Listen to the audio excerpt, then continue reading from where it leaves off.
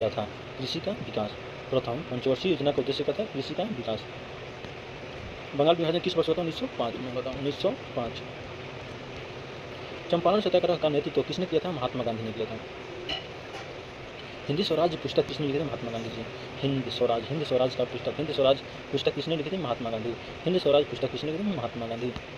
सुभाष चंद्र बोस ने आज़ाद हिंद फौज की स्थापना कब की? स्थापना कहाँ किए थे? सिंगापुर। सुभाष चंद्र बोस ने आज़ाद हिंद फौज की स्थापना कहाँ किए थे? सुभाष चंद्र बोस ने आज़ाद हिंद फौज की स्थापना सिंगापुर में किए थे।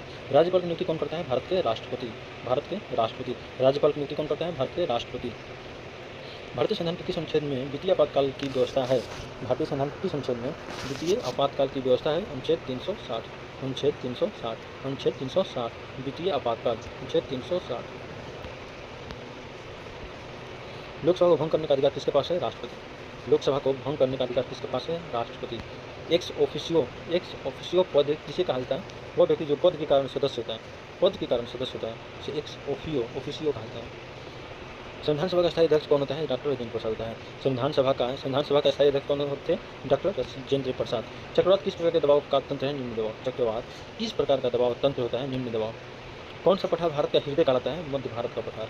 कौन सा पठार भारत का हृदय कहलाता है? मध्य भारत का पठार। मध्य भारत का पठार।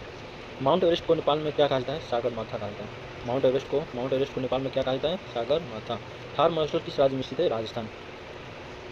थार मरुस्थल भारत किस राज्य में स्थित है? राजस्थान। नीलगिरी की पहाड़ियाँ कहाँ स्थित है? दक्षिण भारत में।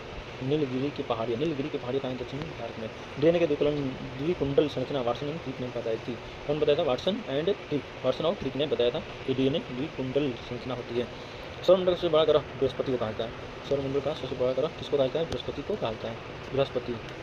रक्त में हीमोग्लोबिन ऑक्सीजन को ढोता है। मतलब हीमोग्लोबिन में क्या होता है? हीमोग्लोबिन किस कारण शरीर में पूरा प्रवाह करता है? ऑक्सीजन का। हीमोग्लोबिन ऑक्सीजन को ढोता है, ऑक्सीजन को लेकर जाता है। ध्वनि हवा में यांत्रिक तरंगों के रूप में चलती है। ध्वनि किसके रूप में चलती है? यांत्रिक तरंग के रूप में चलती है। बैरोमीटर का उपयोग वायुदाब मापने में। बैरोमीटर का उपयोग किसमें? वायुदाब को मापने के लिए किसका प्रयोग किया? बैरोमीटर। इसका खोज ई टोरिसेली ने किया था। कुछ पसंद है तो एक लाइक जरूर करो यार।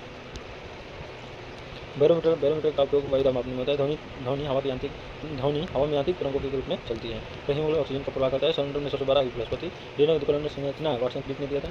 नीलगिरी की पहाड़ियाँ कहाँ स्थित है? दक्षिण भारत में स्थित है। थार मरुस्थल किस राज्य में स्थित है? राजस्थान में स्थित है। माउंट एवरेस्ट को नेपाल में क्या कहता है? सागर माथा कहता है। कौन सा पठार भारत का हृदय कहलाता है? मध्य भारत का पठार को भारत का हृदय। मध्य भारत को भारत का हृदय कहता है। भारत का हृदय। उसके बाद निम्न दबाव के कारण संविधान सभा का स्थायी डॉक्टर राजेंद्र प्रसाद और एक सौ वो व्यक्ति जो पद कारण सदस्य होता है। लोक